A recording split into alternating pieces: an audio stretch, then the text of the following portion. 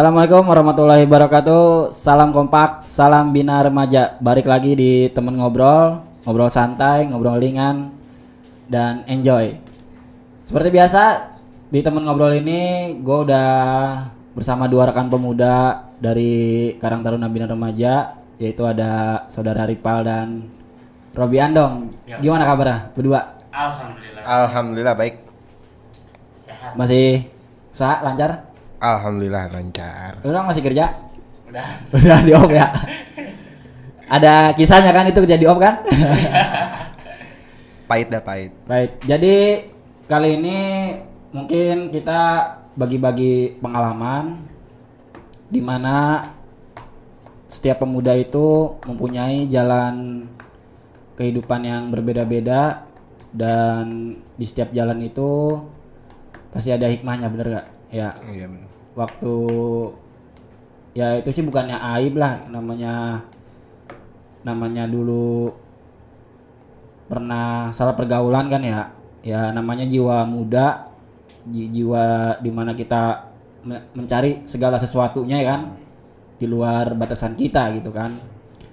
Itu tahun berapa sih lu ke ininya? 2019. Oh iya tahun kemarin ya. Tahun kemarin. Jadi dua rekan pemuda ini kemarin ini dia dapat musibah, itu salah pergaulan dan salah menggunakan obat-obatan.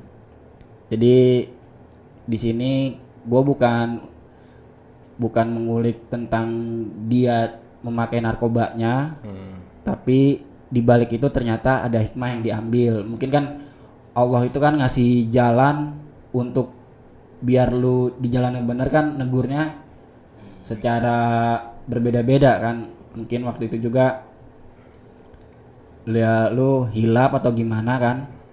Itu 2019 kalau nggak salah ya, benar ya? Benar. Kalau nggak salah itu Agustus bukan? Sebelum Agustus. Oh, seberang game. Ya, sebelum Agustus yang waktu kita ada acara. Oh iya. Jadi itu kronologisnya gimana El? Ya emang awalnya sih salah emang salah pergaulan juga sih sebenarnya. Iya. Ya malum lah namanya juga kan. Ya kita masih muda, juga kita masih muda kan. Itu kan mana kita belum bisa mengkontrol mana orang yang benar harus kita bergaul dan mana orang yang nggak harus kita bergaul gitu kan. Itu ya mungkin juga kemarin kan pembelajaran juga buat lu kan. Jadi itu kan yang gua tahu kan pagi ya kalau salah ya. Pagi jam 6. Beda sih gua di rumah, anak-anak yang lain satu rumah di samping rumah. Di rumah Warlan. Iya, rumah Warlan. Itu coba kronologisnya tuh kayak gimana sih? Soalnya yang gue dengar kan masih simpang siur tuh waktu itu kan. Nah gini kan setelah ada lu mungkin ini lu kan orang yang ada di TKP dan lu juga tanda kutip yang jadi tersangka. Itu gimana kalau dari versi lu langsung ya gitu tanpa versi orang lain gitu. Kalau jadi awal mulanya gitu. Kalau awal mula persisnya sih lebih ke dia langsung nyanyi ke gua. Oh. Gitu, nyambung. Kalau mau tanya langsung dari awalnya kayak gimana? Kalau gua sih setelah dia baru ke gua. Iya, berarti ini awal dari lu dong ya? Nah, dari dia. Coba lu dari yang lain. Iya maksudnya Bareng-bareng. iya awal lu nyampe ke Ciduk itu gimana? Awalnya sih dari teman kita yang satu itu. Ya. Ya. Ya udah enggak ya oke lah teman itu ya. Dia teman itu. Jadi dia tuh dapat itu kan dari rival nih. Ya. Nah, dia kan punya teman tuh. Punya teman di luar. Ya. Nah, yang di luar itu tuh kena tuh dia. Kena sama polisi Polisi ya. udah keciduk duluan kayaknya. Keciduk duluan Iya. itu. Ya sekarang gimana nggak percaya ya? Dia udah tinggal di sini udah bukan sehari 2 hari, Ya. udah bulanan hampir mungkin tahunan juga ya. Betul. Ya dia juga main sama kita udah nggak Dari kecil minggu-minggu, gitu deh. iya nggak sebentar juga gitu ya. Gimana? Yang nggak habis pikir juga sih kalau dia sampai begitu gitu. Iya. Ya kalau gua sih nggak terlalu negatifnya banget sih. Ambil positifnya aja, kalau emang dia begitu niatnya begitu ya udah dia begitu, kita jangan. Iya. Tapi kronologisnya pencidukan itu gimana dong? Awal mulanya dia tuh waktu Pagi. itu pagi ya, pada tidur bareng dia. Pagi. Ya di rumah Warlan kan. Setelah itu barang pakai tuh malam. Hmm. Dia tuh ya, kalau gua sih setelah kasih ke dia, gua kan pulang ke rumah. Yeah. Gua tidur kan, gua besoknya kerja kan kalau gua. Betul. Nah pas itu dia pagi, kalau gua sih jam 6 pas polisinya datang tuh. Kalau dia jam berapa lu? Jam 5 ya? Sebenarnya dari jam sebelum 6 juga, jam 5 gitu lah dia udah datang. Oh iya udah datang ngintai di. Udah mantau. Udah mantau. Iya. Jam 5 atau jam 4 subuh lah. Cuma yang difokusin kan dia orang duluan tuh. Iya. Karena gua nggak ada di TKP kalau gua kan yang adanya gua sendiri di rumah. Dia berhubungan pas yang gua kasih tuh ya ke si Yoga, Iya. yang gua kasih ke temen gue yang itu, nah dia kan ngasih lagi ke teman pabriknya yang anak Bekasi tuh, Betul. ya kan anak Bekasi tuh ya. Nah yang awalnya yang Bekasi itu kena baru ke si Yoga, Iya. ya kan. Nah dari si Yoga yang dia tahu, si Yoga nyari siapa yang lagi malam dipakai, temannya yang dia nyari tuh polisi nanyain siapa yang pakai bareng-bareng kan, Oh, iya. dia yang lagi pada ngumpul pada tidur bareng kan. Iya. Ya karena gua kan beda rumah. Benar. Nah, yang samperin kan dia tuh. Samperin dia waktu itu ada jam 5 lu ya? Jam 5. Jam 5 sama dia sama anak Bekasinya satu mobil lu ya? Satu mobil apa dua mobil? 2 mobil. Dua mobil ya, 2 mobil. Nah, sempet tuh dia tuh waktu itu pas cerita di dalam mobilnya yang lebih tahu dia. Iya. Pas udah jalan gimana dong? Di dalam mobil. Teori jalan sih ya Apa? Ada tekanan buat suruh buka mulut biar nyanyi lagi apa gimana? sebelum portal itu dia udah ditekan. Udah ditekan buat suruh. Buat kita orang udah ditekan.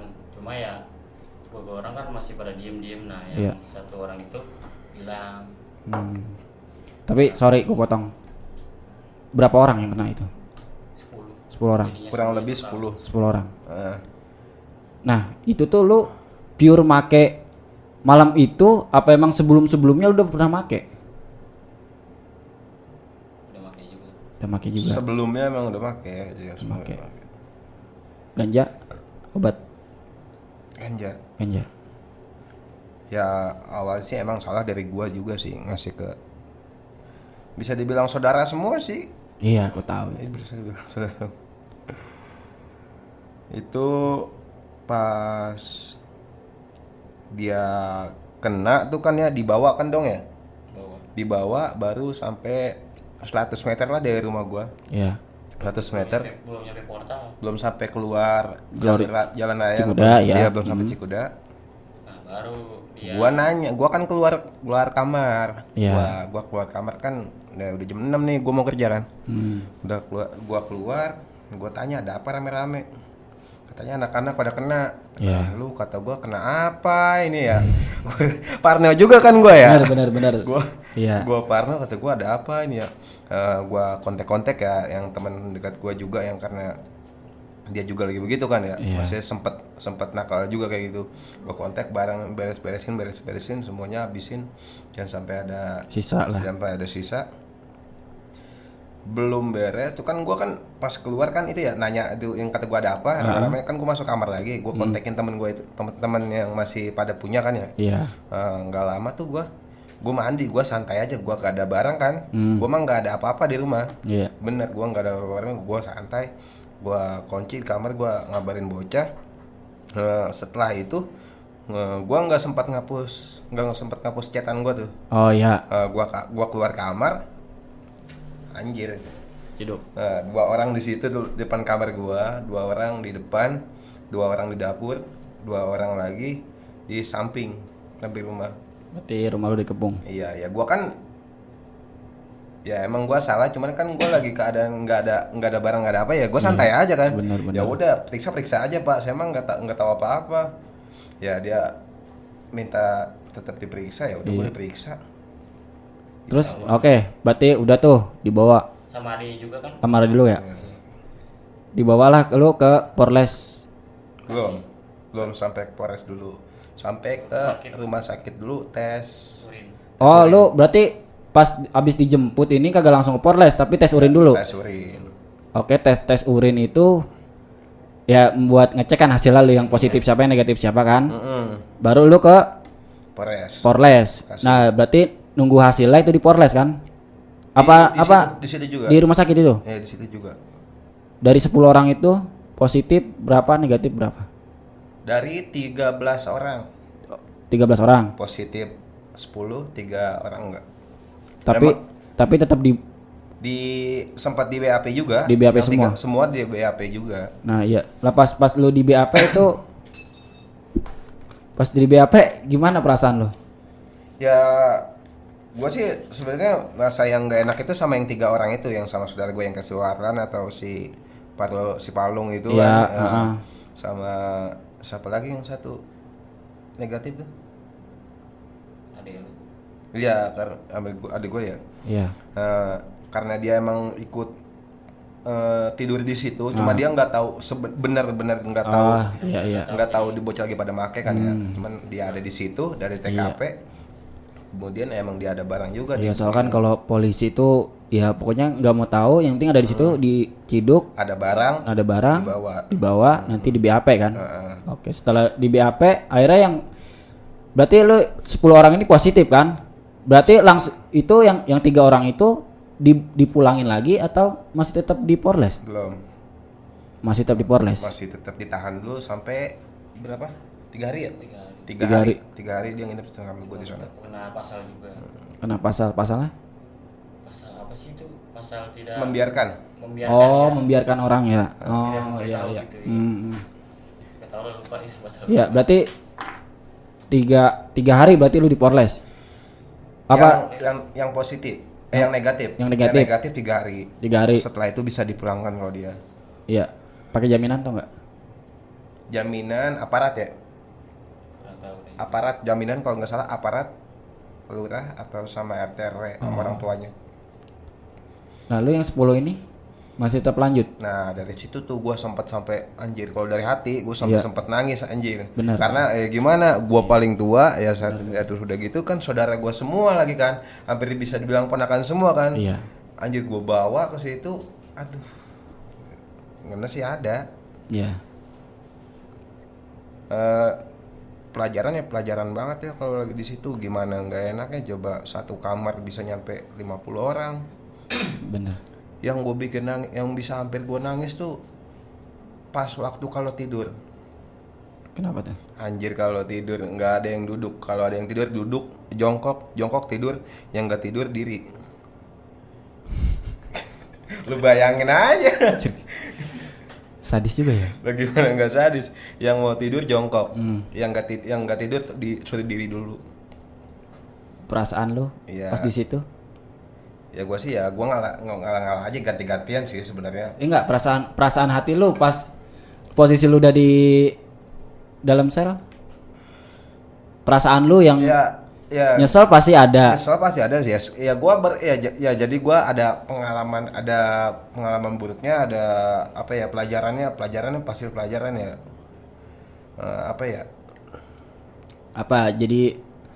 Jadi apa ya, lu jadi bisa lebih berintrospeksi diri sendiri. Mana yang baik, mana yang benar lu udah harus tentuin. Ya. Orang tua lu gimana perasaannya waktu itu? Hancur kan.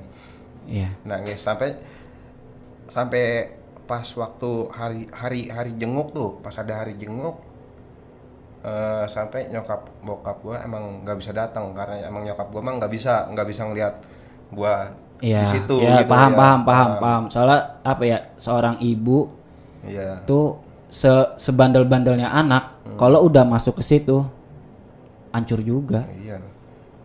Iya. Ya karena gue sempat dengar juga dari yang jenguk itu ya, dari saudara gue juga ya, sampai nyokap gue nangis terus lah, nggak mau makan lah, hancur udah semua pikiran gue di situ. Pokoknya yang gue pikirin di situ gimana caranya gue bisa keluar, bisa gue balikin semuanya. Benar. Ya, istilahnya lu memperbaiki kesalahan lu ke orang lu tua lu dulu aja ya.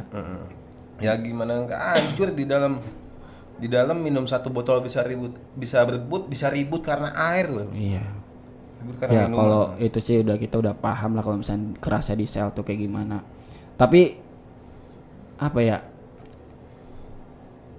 Ya kita ambil hikmahnya aja lah. Benar. Tapi gini apa ya? Di situ kan lu pasti ada pemikiran kalau anjir.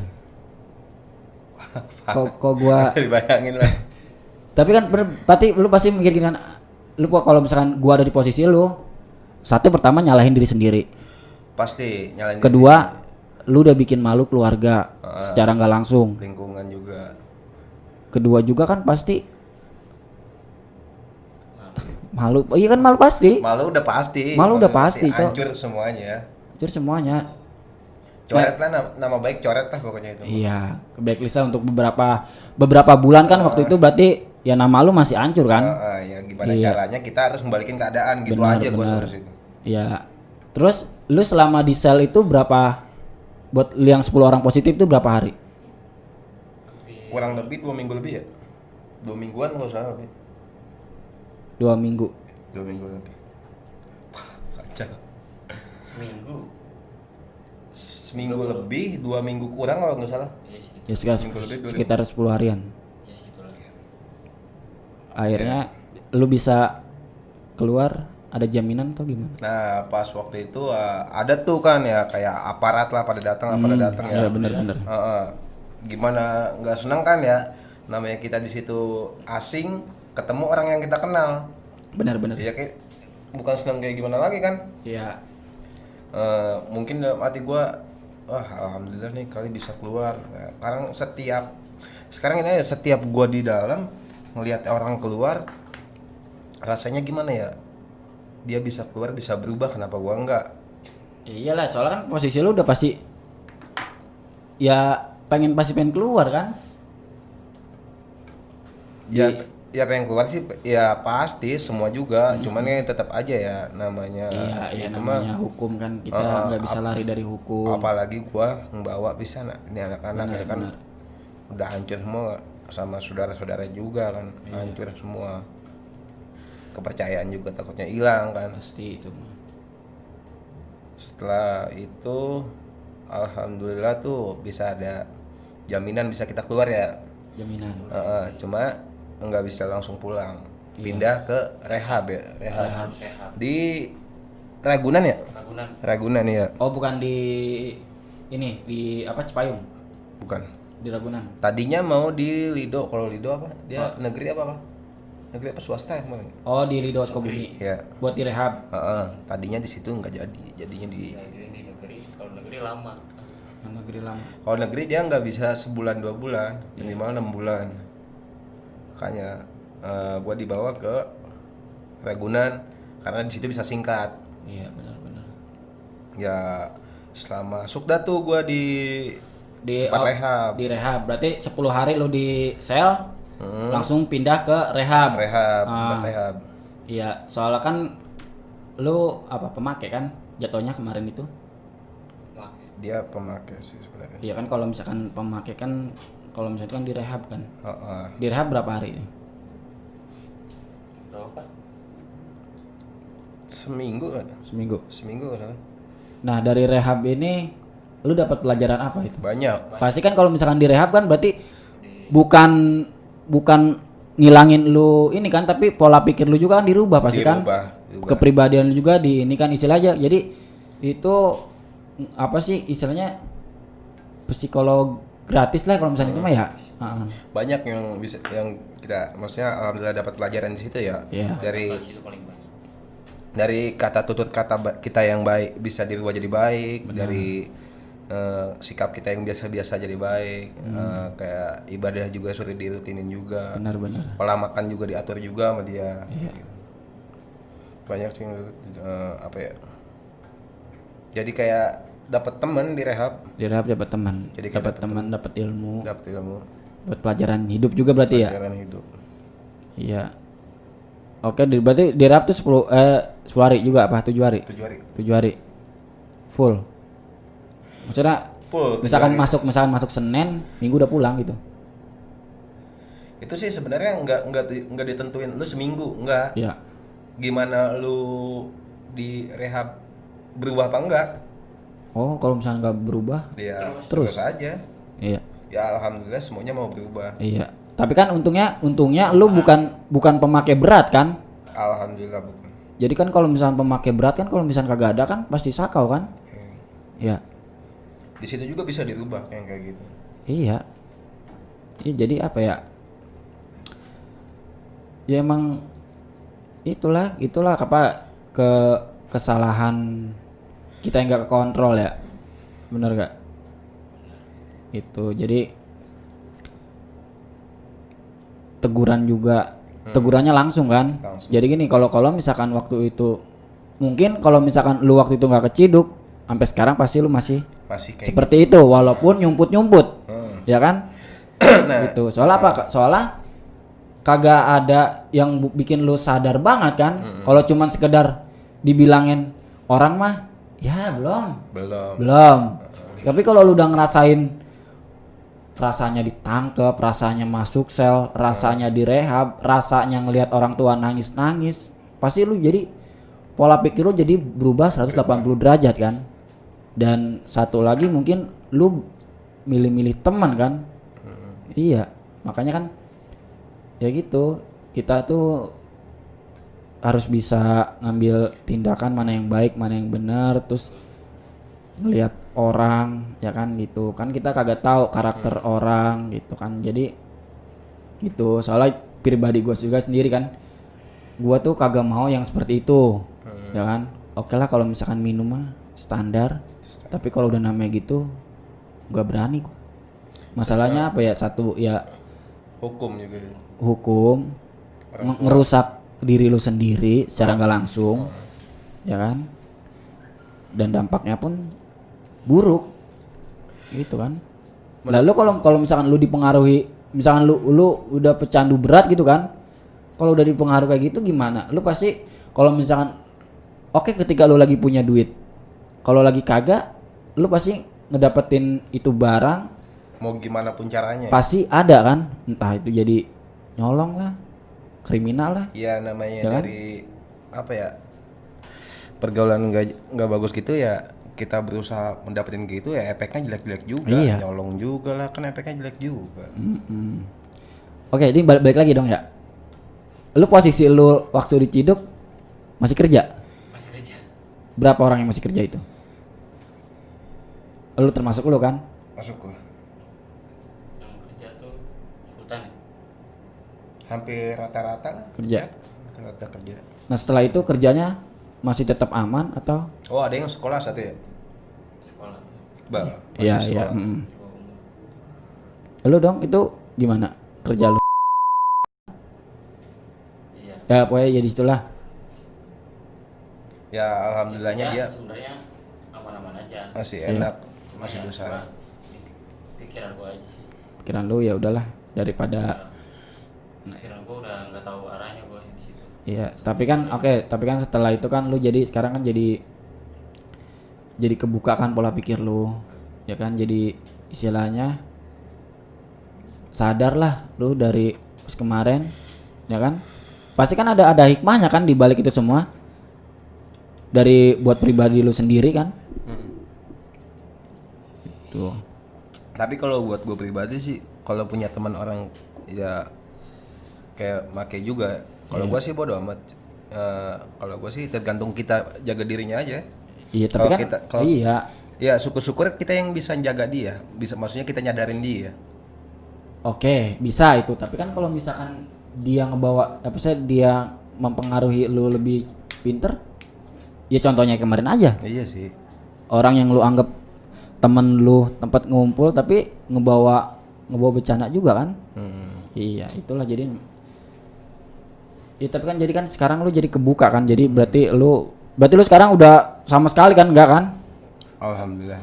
Iya, nah, tapi semenjak waktu gua keluar itu nggak lama, paling berapa hari gitu ya, sempat juga masih ada yang nawarin. Iya.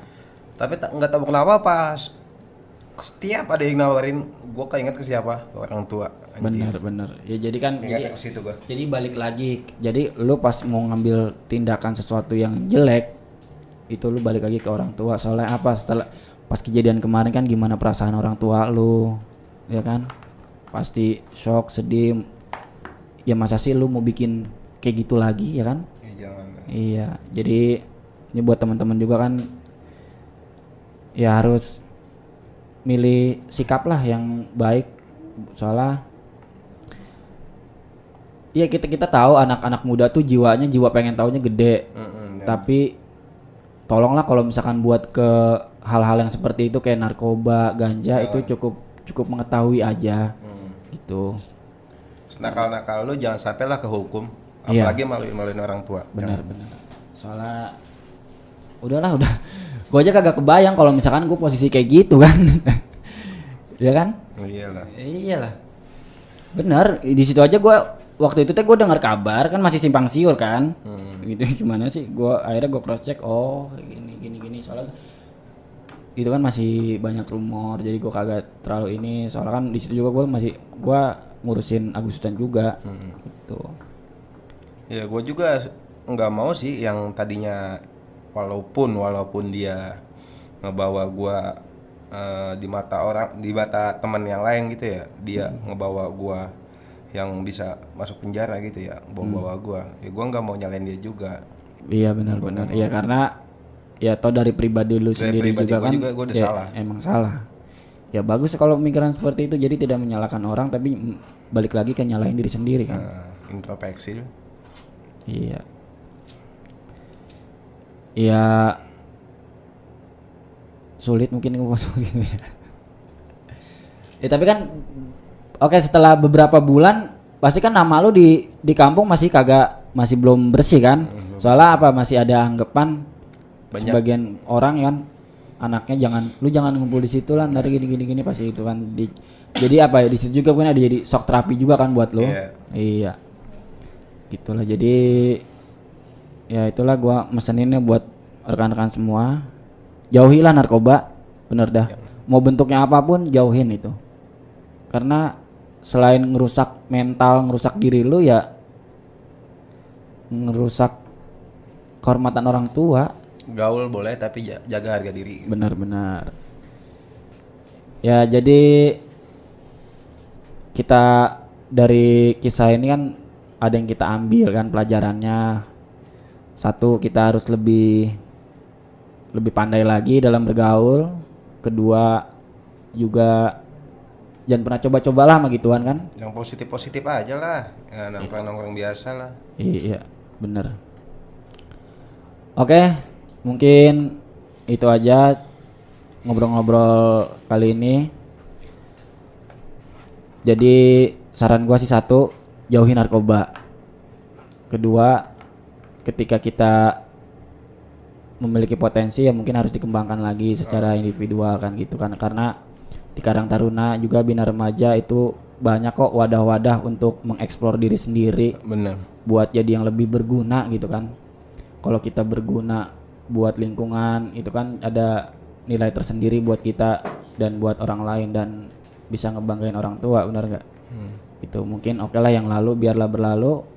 Kita buka lembaran baru, kita hidup baru lagi. Sehebat apapun lu, sejago apapun lu, walaupun lu udah udah berhasil mau gimana, kalau udah ketemu narkoba udah hancur. Pasti balik lagi hancur ya. Jangan lah. Iya. Oke, mungkin itu cukup teman ngobrol kali ini. Jangan lupa di subscribe, like and comment channel kita, dukung terus Bina Remaja Official karena semua potensi ada di diri kita masing-masing. Oke, bertemu lagi di video selanjutnya dan see you next time. Bye bye.